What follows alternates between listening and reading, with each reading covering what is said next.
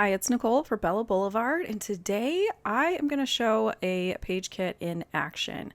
Over on Bella Boulevard's website, underneath the retail tab is where you can find the page kits. And as a reminder, we are all celebrating Black Friday weekend with Bella Boulevard, November 26th through the 30th, 25% off of everything over in the Bella Boulevard online store. So I recommend taking a look at these kits. Now, I will say this was my first experience with a Bella Boulevard branded like layout kit. So I wasn't really sure what to expect, but I will tell you this was so fun. I am going to go through and just show you kind of what comes in the kit. Now, the instructions are going to give you step-by-step guide to making a 2-page layout. However, you can see that you're going to get the ephemera words and the ephemera icons for Santa Squad in the case of the kit that I'm using today. Those are very full die cut packs. There is also a full sticker sheet.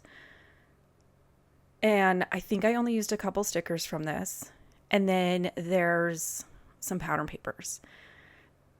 When I get to the very end of the video, I will show you guys everything that is left. And depending on your scrapbook style, I would guess anywhere between probably 2 and 5 more layouts you could make with this single kit. So taking a quick look at the papers, I like to try to just kind of familiarize myself with, what is what. I really actually liked that this was a mix of 3 different Christmas lines, and it just goes to show how well you can mix and match across collections because Bella Boulevard stays within the same color palettes. This is the instruction sheet that came with the Best Time of Year double page kit. And again, I like to go through, I try to make sure to read the instructions, kind of get a gauge on what to expect, what do I need to cut, that type of thing. I did go ahead and grab some white cardstock from my stash to build this layout on. This was also another first for me. I print letter size like photo collages all the time. I don't think I've done a large photo in a very long time. So this was really fun. So I've got my photos printed out. You can see I went through, cut the pattern papers, and you can kind of get a sense that this particular page kit really focuses on those photos and the die cut packs. So you have a good amount of paper left over to, like I said, continue the kit into more layouts. So I am going to go ahead and start adhering things to the left-hand page here. I will say that when you're following the instructions, kind of give yourself a little bit of wiggle room. I noticed I'm following the instructions, I'm cutting things the same size. Not everything is going to be super identical to the sample layout. That's just like anything. You're following along and something might be just a tiny bit off. Just run with it. I promise you're going to end up with a layout that is perfect. My photo is sized to, I believe it's 8x11, and then these strips of paper are basically going to kind of frame that up. And then this open area on the left is for basically what I would consider a vertical scene. I love scene building, and vertical scenes are just so fun. So I was really excited that this was the page kit that I was going to be working with. This was very much up my alley and just so much fun. This was also pretty easy to kind of cut everything out. I would say start to finish, I probably spent 2 hours, and I would say probably the longest time spent was just sorting die cuts and looking for the ones that were in the sample and putting foam adhesive on the back of things. That's just kind of a part of the process that I'm a little slow at, but it's okay. This was very much a turn my brain off from the designing element and just kind of follow along, have fun, try some things that are different than what I would normally do with my personal style, and then end up with a fun page that's still, I feel like is very much something that, had I been using a sketch or something, this would have been my style.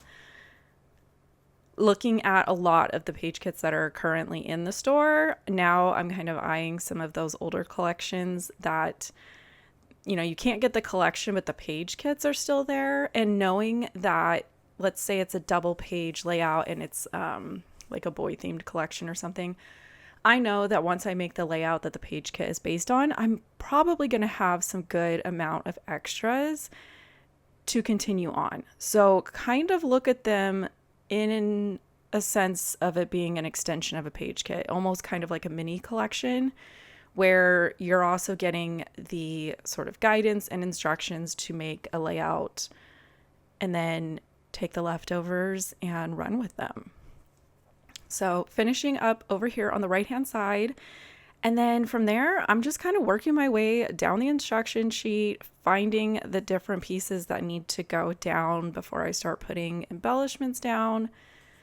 And I will say there is a lot of ways that you can modify these. If you don't want to pop things up, you do not have to do that. If you want to pop things up, 1 layer, 2 layer, 3 layers, you can really change up that type of element. You can change up the specific die cuts. I really liked the ones that were depicted in the sample. I only had one that I did swap out for a different die cut, only because the one, like the particular piece that I had in my kit, was not lined up very well. So I was able to just swap it out for a different snowflake and kind of keep moving on. And then this specific style, I think, lends to really being able to modify the photos. If you don't want to do this large 8x11 photo, you could break this up into 4 portrait size regular prints. You could do 2 horizontal like 5x7s. You could do a photo collage here.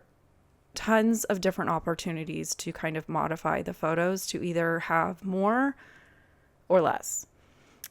And for this die cut scene over here on the left, like I said, this is my go-to. I love this type of embellishing. So what I like to do is either start at the top or start at the bottom. I started at the bottom and I just have that instruction sheet over to the left, and I am using the sample photo to kind of figure out where the placement for things go. I did do a pre-sort. That's everything over on the right side of my desk. And I did go ahead and try to put some foam adhesive behind things that I wanted to have popped up. And I'm not going to make you guys watch me do this whole thing. Like I said, this is a kit with instructions. So if you do purchase this, you will have everything that you need to do to recreate this. And just kind of, working from one side to the other, filling in with different bits and bobs. A lot of the die cuts came from the 2 packs. And then there was some phrases and small like shapes that came from the 12x12 sticker sheet. And this is definitely one of those things where you could swap out the die cuts for things that maybe make more sense to your photos, add more, use less, so many different things. Like if you didn't like the nutcrackers and you really wanted to kind of stay with that like reindeer theme, there was more reindeers in the die cut pack. There was more dogs, more like vehicles, so many different options. I actually really liked that there was 2 options for the dogs and they both faced different ways. So you could definitely include like the other one on the right hand side if you had 2. I only have 1 dog, so I was like, we're going to keep it to the 1. Moving over to the right hand side, again, I'm just following that sample photo and kind of building this cluster that's going to go up above the journaling. The kit instructions were that they printed the journaling directly onto the base layout. I don't have a wide format printer, so I can't really run a 12x12 through there. I prefer journaling strips because I can pretty much make them fit anywhere. So that's going to be, where I land on that. A modification that I am doing here is I'm going to add a additional photo in the center. I really wanted to have like the printout of the movie that we were watching. And the 3x4 card that was used in the sample layout said something about trimming the tree, and that just did not go with my photos. My photos were from Christmas Eve and just kind of hanging out. So I used the 3x4 card with the tree on it for the green mat behind the image of the movie that we were watching. And then I'm going to go ahead and just fill in over here in this open area with all of my journaling strips. I did go ahead and pop these up on foam. I think it just gives it some good dimension and kind of helps it pop with the white on the white. And I just kind of have fun making them not justified left, right, or center. I just kind of mix them up, have fun, make it kind of look cute, and just go from top to bottom. And then my layout is pretty much complete. So I'm going to go ahead and show you guys the final layout. I might go back and add some hand stitching. I'm still kind of trying to decide on that. You could definitely fill in those 2 other squares with some more embellishments. This was all the paper I had left, tons of stickers. And then even though I've used a ton of die cuts from those 2 packs, they are still very full. Still tons of opportunities to kind of pull this back out, maybe find a sketch, maybe find some inspiration from the design team, and, kind of stretch this page kit into, like I said, almost a mini collection.